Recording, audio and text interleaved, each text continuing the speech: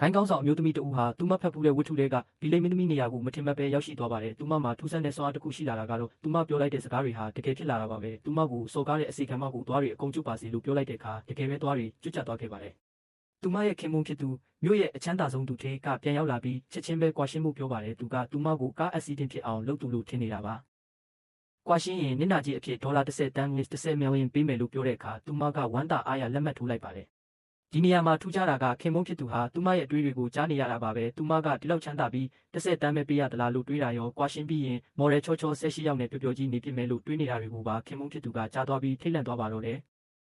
သူမဟာမူလကဘာကိုပြန်ချင်တာကြောင့်ကဘာကြီးပျက်စီးပါစေလို့အော်ပြောလိုက်တဲ့အခါလေပြင်းတွေတိုက်ခတ်လာပေမဲ့နောက်ဆုံးမှာတော့သူမကိုယ်တိုင်ပဲမိုးကြိုးပစ်ခံလိုက်ရပါတော့တယ်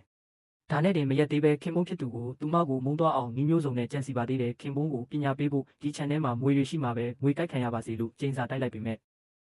ထွက်လာတဲ့ငွေကခင်မုန်းကိုမကြိုက်ပဲသူမစီကိုပဲဥတီလာတာကြောင့်နောက်ဆုံးမှာတော့သူမကိုယ်တိုင်ပဲကြောက်လန့်ပြီးသတိမေ့သွားခဲ့ရပါတယ်